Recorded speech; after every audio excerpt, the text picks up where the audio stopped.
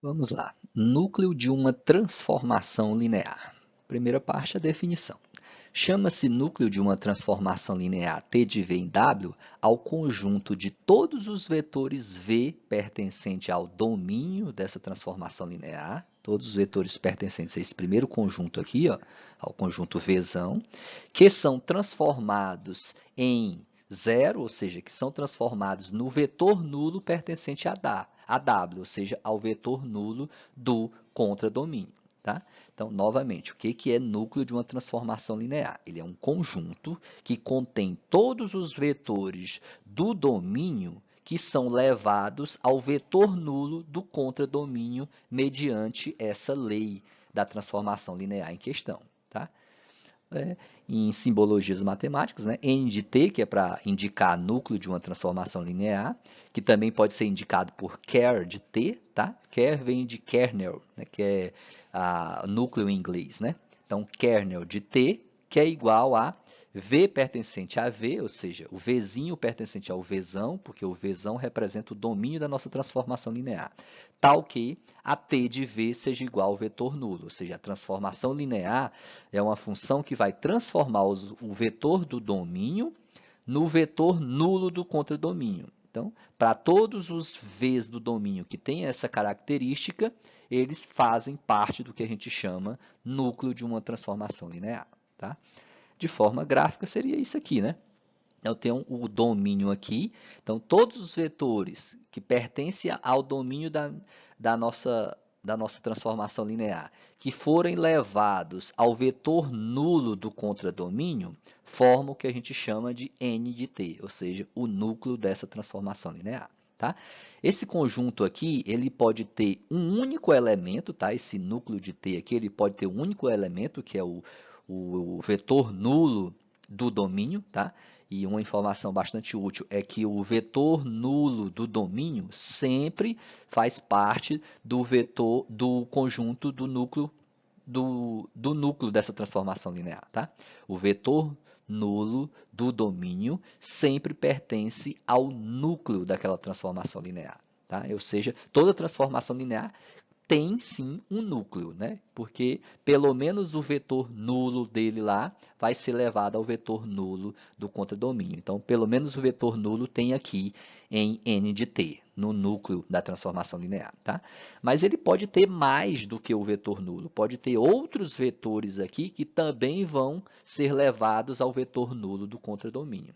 Então, juntando todos eles, vai formar todos os vetores que são levados ao vetor nulo do contradomínio.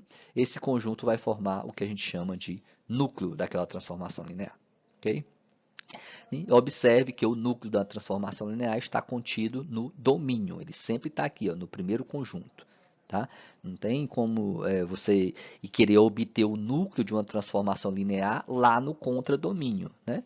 A não ser que seja o caso em que o contradomínio é igual ao domínio. Aí pode ser que esses vetores coincidam, mas o núcleo da transformação linear sempre vai estar aqui. Ó, sempre estará contido no domínio da nossa transformação linear. Assim como a gente vai ver na outra definição, a imagem de uma transformação linear. A imagem de uma transformação linear sempre está contida aqui, ó, no W, sempre está contida no contradomínio. Vejamos um exemplo. Se T de R3 em R2, né, seja T de R3 em R2 uma transformação linear dada por essa lei aqui, né, ele está transformando esse terno ordenado XYZ nesse par ordenado aqui. Determinar o núcleo dessa transformação linear. Beleza? Então, vamos lá, solução. Nesse caso, temos que, usando essa relação, né, ou seja, o núcleo da transformação linear é um vetor pertencente ao domínio. Quem é o nosso domínio aqui nesse exemplo? Não é o R3? Então, o núcleo da transformação linear são vetores do R3, ou seja, são ternos ordenados, né? Se é do R3, por obrigação, são ternos ordenados. Então, é XYZ pertencente ao R3, tal que a transformação linear aplicada nesses vetores x, y, z tem que levar eles no vetor nulo do contradomínio. Mas quem é o contradomínio aqui? Não é o R2? Então, o vetor nulo do R2 é o 0, 0. Beleza? Então, a gente vai procurar quem são os ternos ordenados lá do R3, que ao aplicar essa lei aqui, resulta em 0, 0 a conta, beleza? Então, isto é, um vetor xyz pertence ao núcleo da transformação se somente se isso aqui ocorrer, né? Então, você vai sempre trabalhar com essa relaçãozinha aqui, né? Quando a t de xyz foi igual a 0, 0. Tá, mas quem é a t de xyz? Quem é a lei de formação dessa transformação linear? O problema já nos forneceu.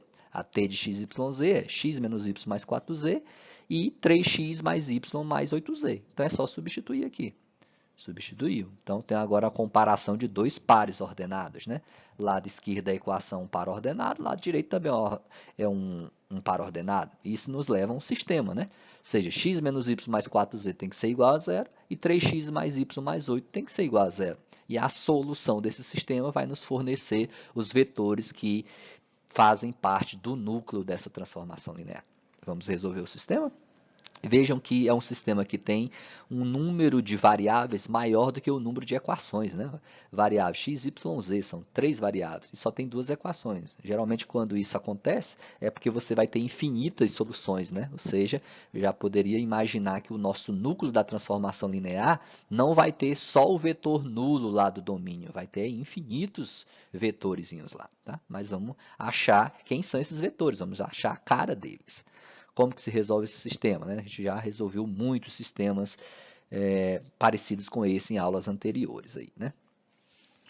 Então, a minha ideia aqui, geralmente, o que eu faço? Eu tento eliminar uma dessas 3 variáveis, já que aparecem as 3 nas 2 equações, eu elimino uma das variáveis e aí, no caso, vai sobrar só 2, né? Então, pega uma delas e coloca em função da terceira.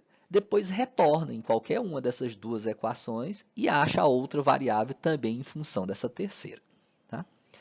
Então, o que eu poderia fazer aqui? Você poderia somar, né? Se você quer eliminar a variável y, você soma essas 2 equações que o menos y mais y já se anula, né?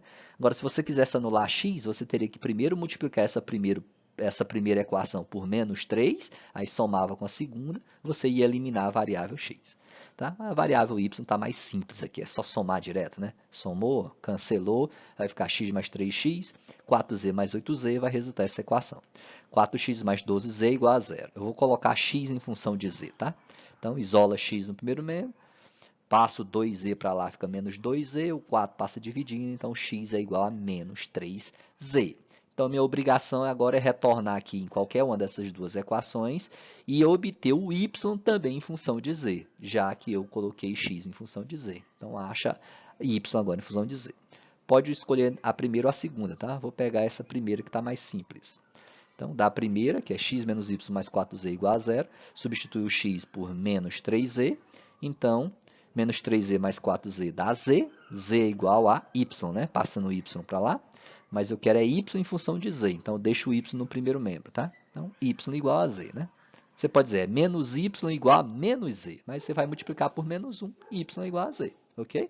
Ou seja, a solução do nosso sistema é x igual a menos 3z, y igual a z. Ou seja, tem infinitos ternos ordenados que satisfazem essa condição aqui. Ó. Tem infinitos ternos ordenados cuja transformação linear dada aqui no nosso problema leva ao vetor nulo do R2, o vetor nulo lá do contradomínio. Tá?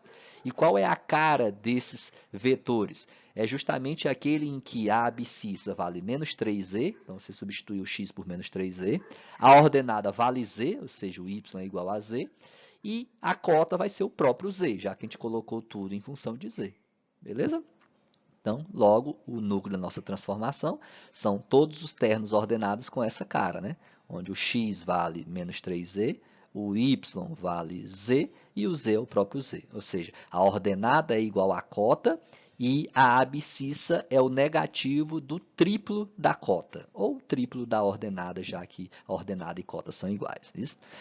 Isso para todo z pertencente aos reais. Ou seja, se você quer achar os vetores, atribui valores para z aqui. Ó. Se z for 1, então vai dar menos 3, 1 em 1. É um vetor do núcleo dessa transformação.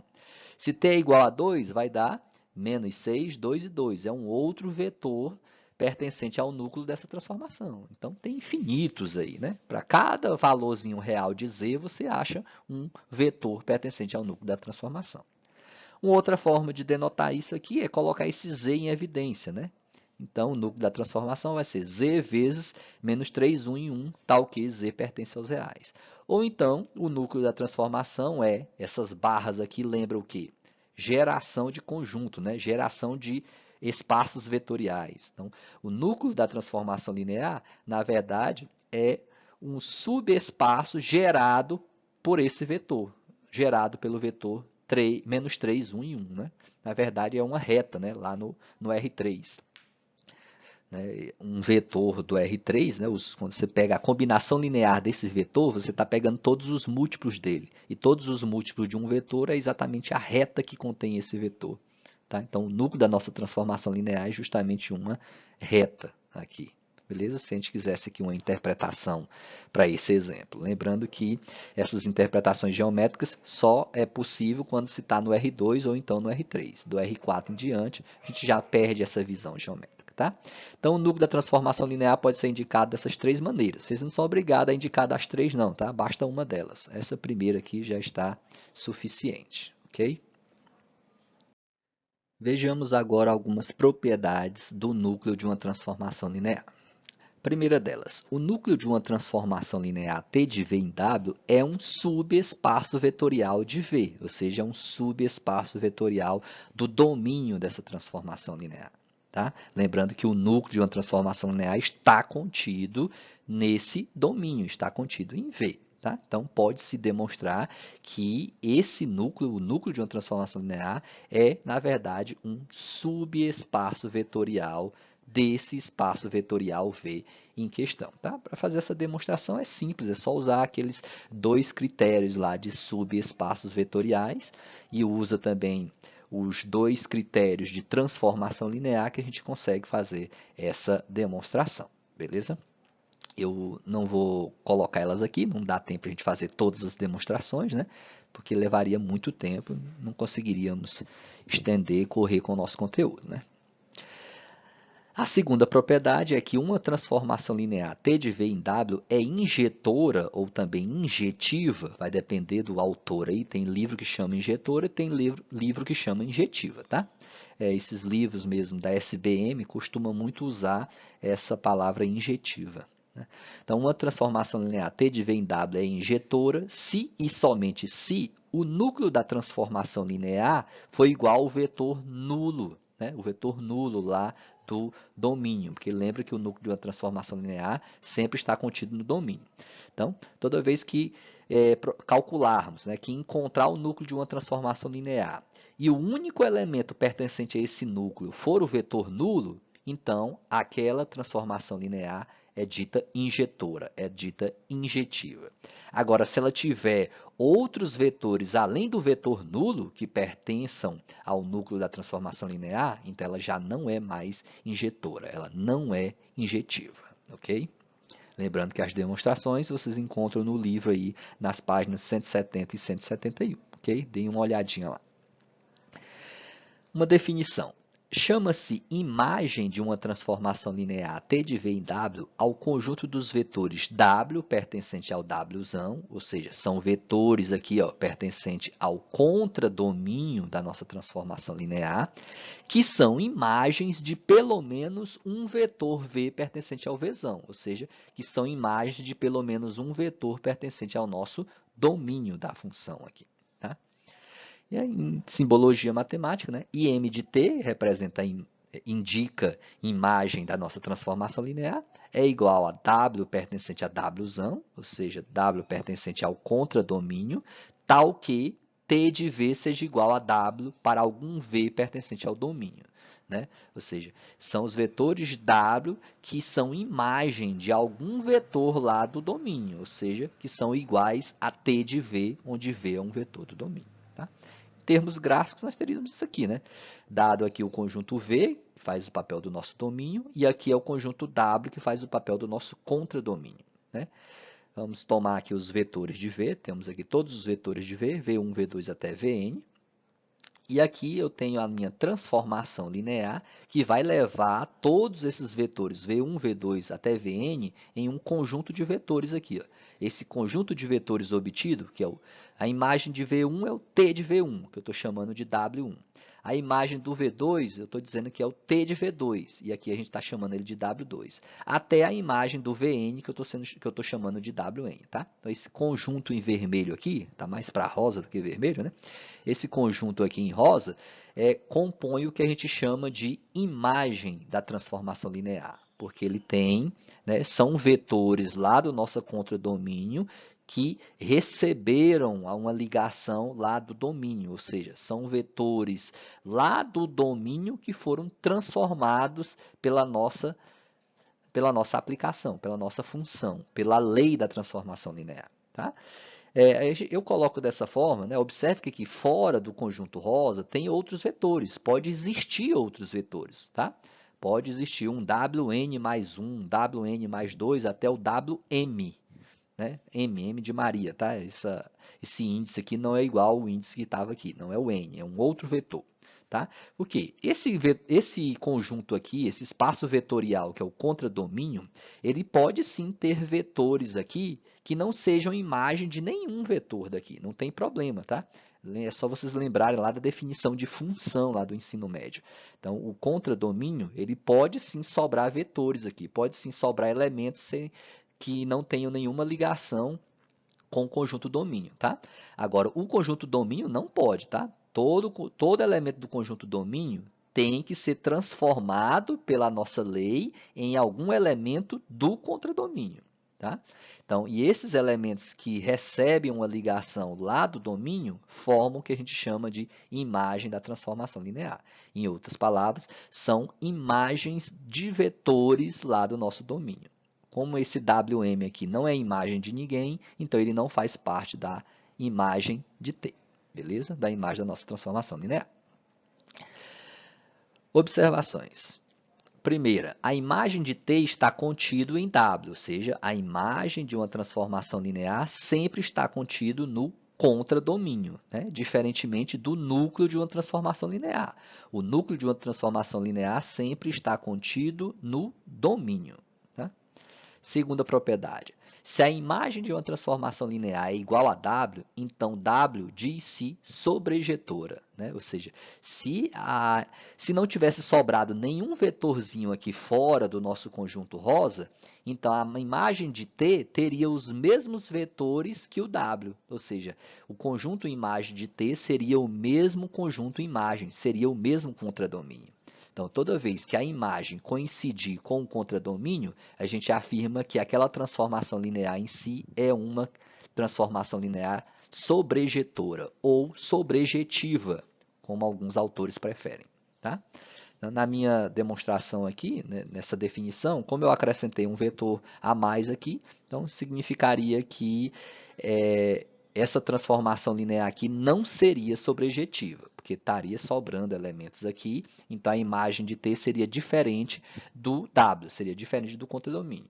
Agora, se não sobrar nenhum vetor, ou seja, se todo vetor de W for imagem de algum vetor de V, então aquela transformação linear é sobrejetiva, ou seja, a imagem de T vai ser justamente o conjunto W, que é o contradomínio. Propriedades da imagem de T. A imagem de uma transformação linear T de V em W é um subespaço vetorial de W. Tá? Assim como o núcleo de uma transformação linear é um subespaço vetorial de V, ou seja, do domínio, a imagem é um subespaço vetorial de W, ou seja, do contradomínio. Tá? E isso também pode ser demonstrado. Teorema da dimensão. O que afirma o teorema da dimensão?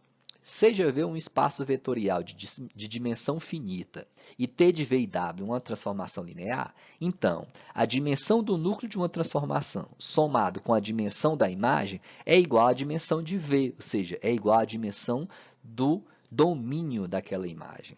Beleza? Então, isso sempre vai ocorrer em transformações lineares. Tá? Se você pegar a dimensão do núcleo, porque o núcleo é um espaço vetorial, né? Então ele tem uma dimensão.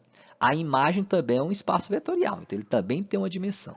Mas a soma da dimensão do núcleo de um espaço vetorial pela imagem desse mesmo espaço vetorial vai dar sempre, desse mesmo espaço vetorial não, dessa mesma transformação linear. Né? Não significa que é o mesmo espaço vetorial, porque o núcleo não é a mesma coisa que a imagem. Né? Então, a dimensão do núcleo de uma transformação linear mais a dimensão da imagem daquela mesma transformação linear é igual à dimensão do domínio dessa transformação linear. Tá? Então, essa equação aqui ela é bastante útil para quando se deseja descobrir a dimensão ou do núcleo, ou da imagem, ou do domínio, tendo os outros dois. Né? Por exemplo, se você sabe a dimensão do núcleo e a dimensão da imagem, então você consegue obter a dimensão do domínio. Se você tem a dimensão do domínio e tem a dimensão da imagem, então é só substituir aqui que você acha a dimensão do núcleo. E assim por diante. Vejamos um exemplo. Considere o operador linear T de R3 em R3, né? Ou seja, esse operador linear é uma transformação linear que transforma ternos ordenados em outros ternos ordenados. Tá? Então, como o conjunto domínio é o mesmo conjunto contradomínio, a gente denomina essa transformação linear como operador linear. Né? Eu mencionei a respeito disso nos slides anteriores. Que o que é um operador linear? É uma transformação linear cujo conjunto domínio, cujo espaço vetorial domínio é o mesmo espaço vetorial contradomínio. Então, quando eles se coincidem, essa transformação linear recebe esse nome especial de operador linear. Tá? E ela transforma esses ternos ordenados, né, x, y, z, em outros ternos ordenados mediante essa lei aqui. Ó, x mais 2y menos z, y mais 2z, x mais 3y mais z. Tá? Então, com isso, determine a imagem dessa transformação linear e depois a dimensão do núcleo. Tá? Nem pediu exatamente o núcleo, que é apenas a dimensão dele. Usando aquele teorema da dimensão, a gente pode chegar nisso. Mas primeiro, vamos obter a imagem. Que obtendo a imagem, a gente já consegue saber qual é a dimensão dela também. Né?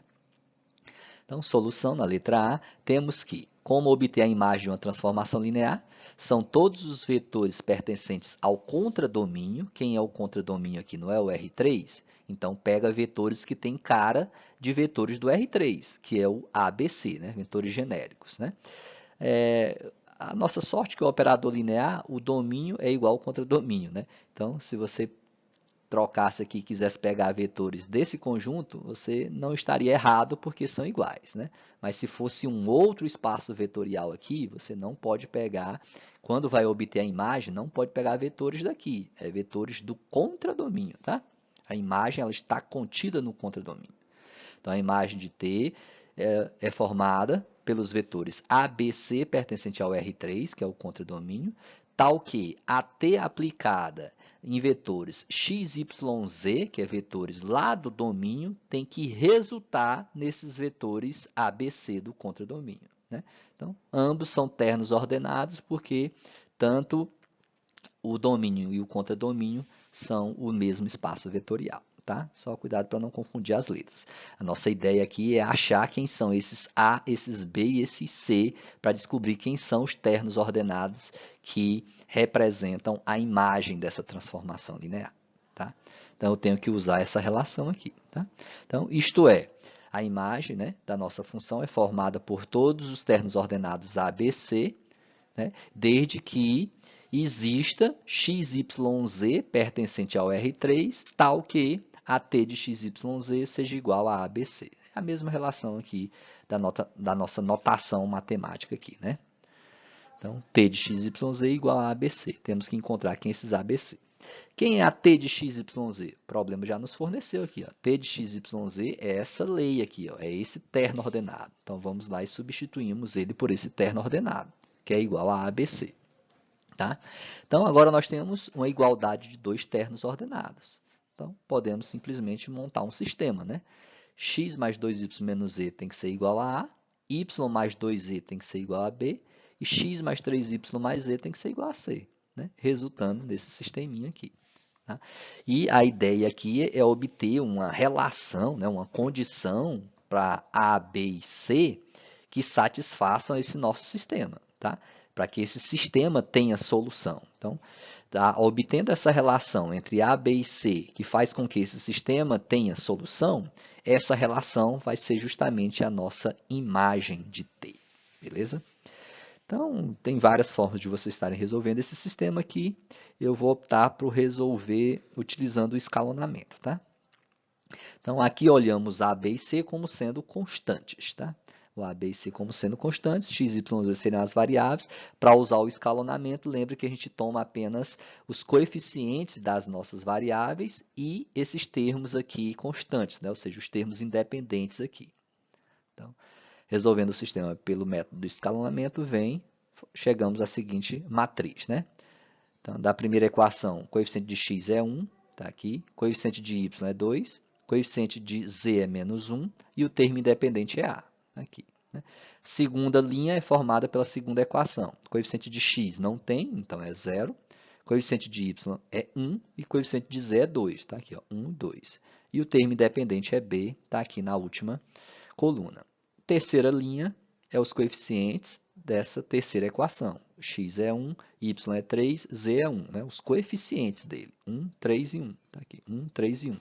E na última coluna, coloco o termo independente, o termo constante, que é o c. Beleza? Então, lembrando lá do sistema, de resolver um sistema pelo método do escalonamento, o que a gente faz? A primeira coisa é transformar o termo A11, que é o termo que está na primeira linha, na primeira coluna, na unidade, ou seja, no número 1. Mas aqui já está o número 1, então não vou fazer isso. Né? Depois de feito isso, você tem que zerar os demais termos que pertencem à coluna desse 1. Então, tenho que zerar esse termo da segunda linha, ele já está zerado, menos um trabalho para nós. E tenho que zerar esse outro termo, aqui não está zero, aqui é 1, então tenho que zerar ele. Como que zera? Né? Lembra que todas as operações feitas aqui é para estar substituindo linhas por outras linhas com aquele elemento que você quer. Eu quero substituir essa terceira linha por uma outra linha onde esse 1 vai passar a ser 0. E como que se faz essas substituições? Sempre fazendo somas entre múltiplos dessa linha em questão, que é a linha envolvida que você quer substituir, com aquela linha que tem a unidade. A linha da unidade é a primeira lá, né? O A1 foi o primeiro que a gente transformou em 1, que na verdade não foi transformado porque já era 1. Tá? Então, como é que eu transformo isso aqui em 0? Eu tenho que pegar essa linha 3 e somar ela, né? Multiplicar ela por algum valor e depois somar com algum múltiplo dessa linha 1, de tal maneira que esse resultado aqui seja 0. Eu quero zerar isso aqui. Tá? Então, como que eu posso fazer? Então, é só substituir essa terceira linha por menos 1 L1 mais L3. Ou seja, pega a linha 1 e multiplica por menos 1 e depois soma com a linha 3. Né? Ó, porque a linha 1 é a que tem a unidade. Né?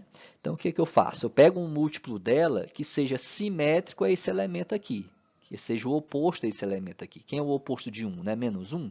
Então, multiplico 1 por menos 1. Né? Por isso que é bom ter a unidade. Porque se aqui fosse 3, eu multiplicar essa de cima por menos 3. Se aqui fosse raiz de 7, eu multiplicar essa de cima por menos raiz de 7. E assim, ao somar as duas, eu ia zerar essa segunda. Beleza? Então, menos 1 vezes a linha L1 e soma com a linha L3. Vou fazer isso com cada elemento delas para obter essa matriz agora. Tá? Então, aqui, ó, menos 1 vezes 1 dá menos 1, somado com 1 dá 0. Menos 1 vezes 2 dá menos 2, somado com 3 dá 1. Menos 1 vezes menos 1 dá 1 positivo, somado com 1, 2. Menos 1 vezes 0, ou menos 1 vezes A dá menos A, somado com C, menos A mais C. Pronto, zeramos já todos os demais elementos da primeira coluna. Né? Aí, o que deve ser feito? Então, primeiro passo, né? Tornar o elemento A1 na unidade. Já está. E zerar os demais elementos daquela coluna. Já está. Aí você vem para a segunda coluna e caça aquele termo em que o número da linha é igual ao número da coluna, ou seja, o A22. Esse A22 você também tem que transformar ele na unidade, mas ele já está transformado na unidade, então pula esse passo. Qual que é o próximo passo? Zerar os demais termos, ou seja, eu preciso zerar esse 2 e eu preciso zerar esse 1. Como que zero 2? Que operação eu devo fazer? Lembrando que você tem que envolver essa linha do 2 e a linha que contém a unidade, ou seja, a linha 2. Tá? Professor, eu poderia usar a linha 3 porque ela também tem unidade? Sim, também poderia. Mas vamos manter esse raciocínio aqui de pegar aquele em que o 1 foi obtido, né? Então, vamos pegar essa linha L2, multiplicar ela por algum termo e somar com a linha L1 de tal maneira que esse 2 se transforme em 0. Tá? Então, é só você pensar, por quanto que eu tenho que multiplicar o 1 e depois somar com 2 para dar 0? Tem que ser o menos 2, né? Ou seja, é sempre o simétrico, sempre o oposto desse número. Então, pega a linha L2, multiplica ela por menos 2, que é o simétrico de 2, e depois soma com a L1. E o resultado eu vou substituir aqui na linha L1, tá? Que a linha L2 já tem a unidade como eu queria. Agora eu quero zerar esse termo aqui. Então, seguindo essa operação, eu vou conseguir zerar isso aqui. Nesse mesmo passo, eu também vou tentar zerar isso aqui, tá? Eu vou fazer duas contas aqui, para a gente não perder muito tempo, e já vou tentar zerar todos os elementos dessa coluna, só não esse 1 aqui, ó, que é aquele em que a linha e a coluna são iguais, ou seja, é o A22. Esse aqui permanece 1, os outros eu zero. Então, eu vou zerar isso aqui fazendo essa operação. E como que eu zero esse 1 aqui, esse 1 em vermelho? Né? E sempre fazendo a operação dessa linha com a da unidade, que é a segunda. Então, é só pegar a segunda e multiplicar pelo simétrico desse elemento. Qual é o simétrico de 1? É menos 1. Então, multiplica a segunda linha por menos 1 e depois soma com a linha 3. E vou substituir essa linha 3 por essa operação. Menos 1 vezes L2 mais a L3. Tá? Fazendo essas operações, vocês vão chegar nisso aqui. Né? Ó, a linha L1 agora tem que ser obtida com esse cálculo, né? Menos 2 vezes L2 mais L1. Então, aqui, ó, menos 2 vezes 0 dá 0, mais 1 permanece 1, está aqui. Menos 2 vezes 1 dá menos 2, mais 2, 0, está aqui o 0. Menos 2 vezes 2 dá menos 4, somado com menos 1 dá menos 5. Menos 2 vezes B dá menos B, somado com A, menos 2b mais a. Né? Menos 2 vezes b dá menos 2b, somado com a, então só fica mais a. Beleza? A segunda linha repetir e a terceira linha eu substituir pelos resultados, né, obtidos por essa operação. Menos 1 vezes L2 mais L3. Menos 1 vezes 0 mais 0, dá 0. Menos 1 vezes 1 mais 1, dá 1. Ó, zerou o que a gente queria. E aqui, menos 1 vezes 2 dá menos 2, somado com 2 dá 0. Acabou zerando até esse termo aqui, né? E continua. Menos 1 vezes b dá menos b, somado com essa expressão aqui de baixo. Então, menos b somado com menos a mais c, dá essa expressão. Beleza? Então, ó, tornou unidade o A1, tornou unidade o A12, o próximo passo seria tornar unidade o A33. Ó, A1, A22 e o A33. Mas aqui está zero. Como que você vai transformar zero em unidade? Porque essas transformações têm que ser mediante multiplicação, tá? Então, você multiplica o zero por quanto para ele dar 1? Não existe esse número real. Zero vezes qualquer número real dá zero. Então, não tem como você transformar isso aqui em unidade através de multiplicações. Tá? Então, quando isso aqui ocorrer, significa que você já obteve a relação que você está procurando. Qual é a relação entre os A, B e C, de tal maneira que você obtenha, de tal maneira que esse sistema tenha solução. Ele tendo solução, a imagem de T vai ser essa relação obtida. Tá? Ou seja, se você for transformar essas linhas aqui das nossas matrizes, né, elas representam, na verdade, expressões, equações, né? Onde a primeira coluna é coeficiente da variável x, segunda coeficiente da variável y, terceira coeficiente da variável z, e a quarta coluna são os termos independentes. Esses estão aqui à direita da igualdade. Então, se você fosse transformar cada um em equação, né, essa primeira ficaria x aí mais 0y, então 0 não teria, né? 0 vezes y dá 0. Então, ficaria só x menos 5z, que é igual a menos 2b mais a. Essa segunda ficaria y mais 2z, que é igual a b. Já essa terceira seria 0x mais 0y mais 0z, que dá 0, né? Igual a menos b menos a menos c. E daqui sai a nossa condição. Tá? 0 mais 0 dá 0, ou seja, menos a menos b menos a menos mais c tem que se dar igual a 0. Essa é uma condição que tem que ser satisfeita para que esse sistema tenha solução. Se ela não for satisfeita, esse sistema não terá solução. Entendido? Então, na verdade, eu vou trabalhar só com essa última equação, da última linha. Da última linha vem a condição que 0x mais 0y mais 0z é igual a menos b menos a mais c. Só que aqui dá zero, né? E levando tudo para o primeiro membro, eu vou ter que a mais b menos c é igual a zero. Portanto, a imagem da nossa transformação linear é igual a todos os ternos ordenados, né? Ou seja, são os A, B, C pertencentes ao R3, tal que essa condição seja satisfeita. A mais B menos C igual a zero. Tá? Isso aqui no R3, pessoal, é o quê? É um plano que passa na origem. Né? A mais B menos C igual a zero é um plano que passa na origem. Né? Esse A aqui faz o papel do X, o B faz o papel do Y e o C faz o papel do Z. Né? Ou seja, isso aqui é a mesma coisa aqui. X mais Y menos Z igual a zero. Tá? É a equação de um plano lá no R3 passando pela origem. Essa é a dimensão, beleza? Está respondido aí a letra A. A letra B pede a dimensão do núcleo da transformação. Então, é só usar o teorema visto no slide anterior. Né? No teorema da dimensão, nós temos que a dimensão do núcleo mais a dimensão da imagem é igual à dimensão do domínio. No entanto, quem é o domínio dessa nossa transformação linear? O domínio é esse primeiro conjunto, é o R3. Né? Então, substituir o V por R3. A dimensão do núcleo, que a gente está procurando, a dimensão da imagem é 2. Como que eu sei que a dimensão da imagem é 2? Porque a imagem é dada por essa condição, A mais B menos C igual a zero. Né? Essa equação tem quantas variáveis livres? Lembra lá dos nossos conteúdos lá de subespaço vetorial que a gente estudou. Né? Lá em dimensão, em definição de base e dimensão. Quantas variáveis livres? Né? Você deixa uma variável no primeiro membro e joga as restantes no segundo membro. Tipo, você pode deixar o A no primeiro membro e joga para o outro lado o B e o C. Então, como vai ter duas variáveis no segundo membro, significa que você tem duas variáveis independentes. Se tem duas variáveis, né, independentes, variáveis livres chamadas. Né? Então, essas duas variáveis livres te fornecem a dimensão desse subespaço, porque a imagem de T é um subespaço. A imagem desse subespaço vai ser igual a 2. A dimensão da imagem de T é 2, porque tem duas variáveis livres aqui. É só você sempre deixar uma no primeiro membro e jogar as demais para o segundo. Beleza?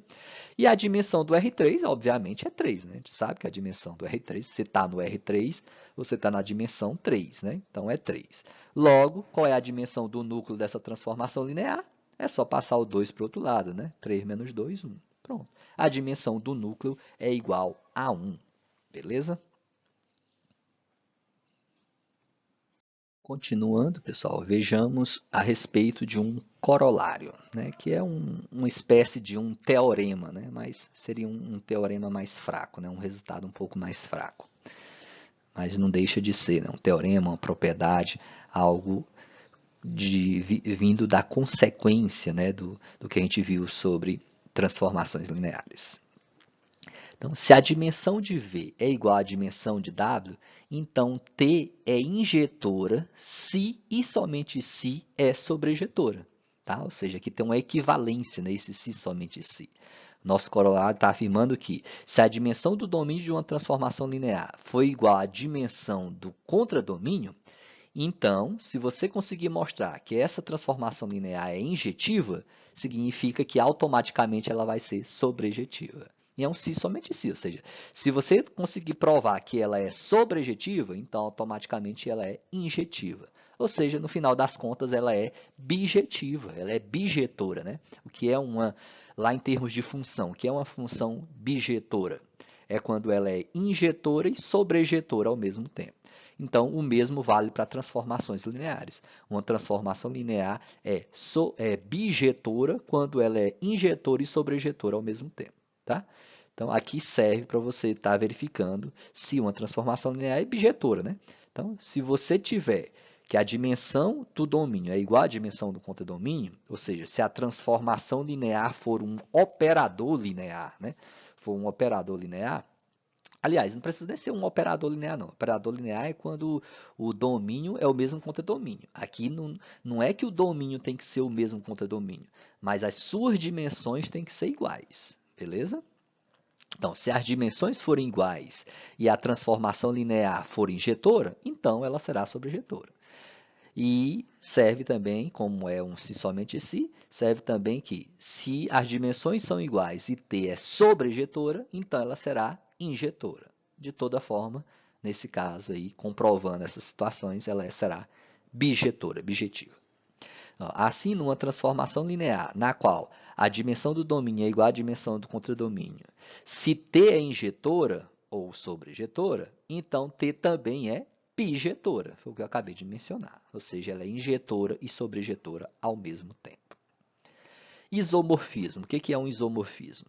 Chama-se isomorfismo do espaço vetorial V no espaço vetorial W a uma transformação linear, T de V em W, que é bijetora, que é bijetiva.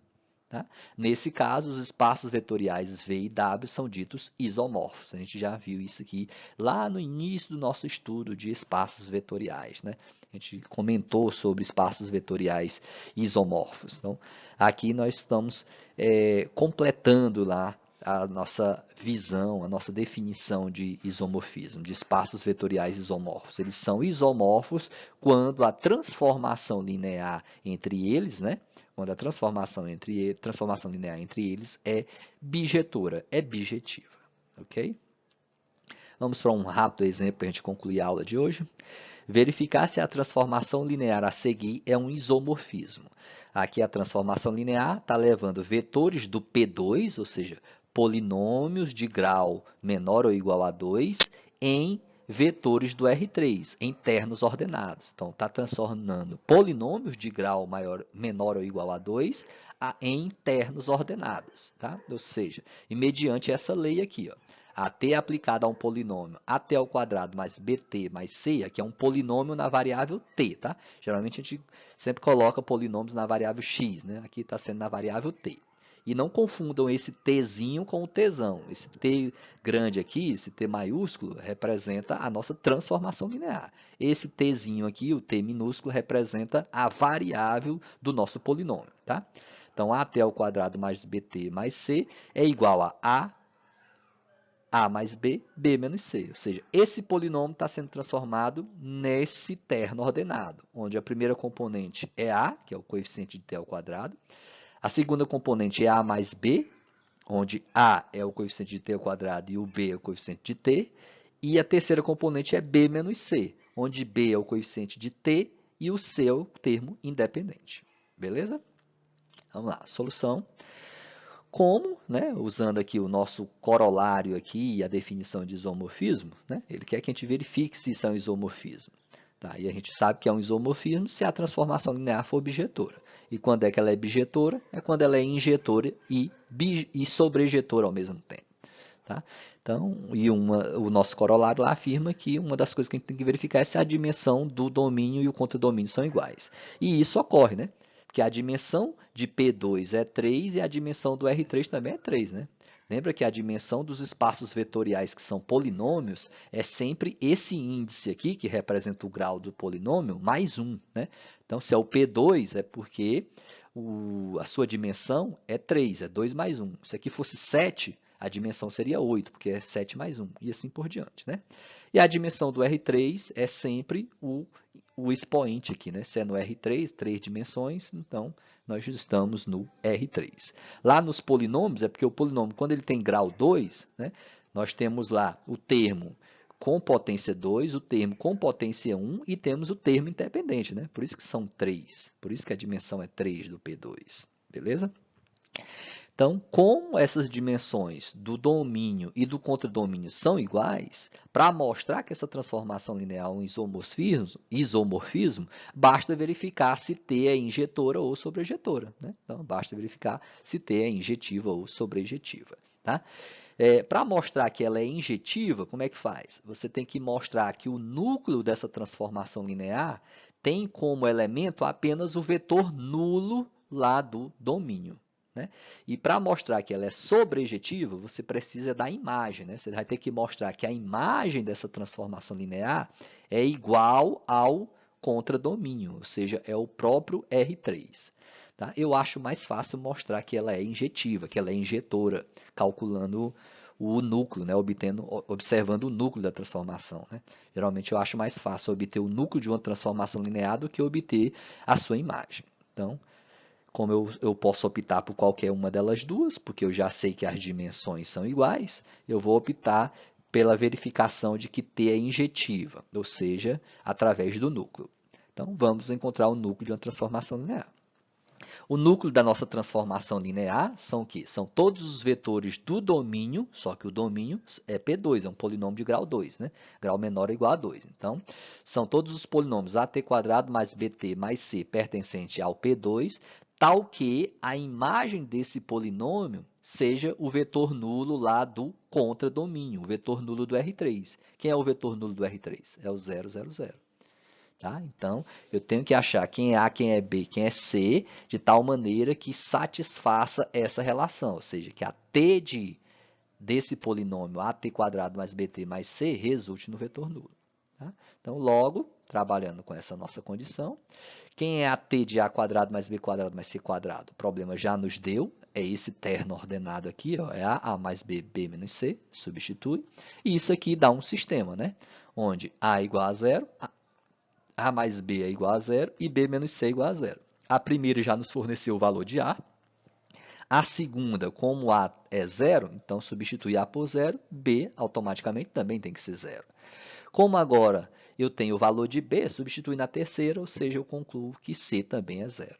Ou seja, os únicos valores de A, B e C que satisfazem essa relação são os valores A0, B0 e C0. Ou seja, o núcleo da nossa transformação aí substitui o A, o B e o C pelos valores encontrados, ou seja, é 0t² mais 0t mais 0. Quem é esse vetor aqui lá nos polinômios? Né? Ele é justamente o vetor nulo dos polinômios, do P2, né? Os polinômios de grau menor ou igual a 2. Então, n de t só tem como elemento o seu próprio vetor nulo, né? Ou seja, o vetor nulo lá do nosso domínio. Ou seja, isso mostra que a nossa transformação linear é injetiva, tá?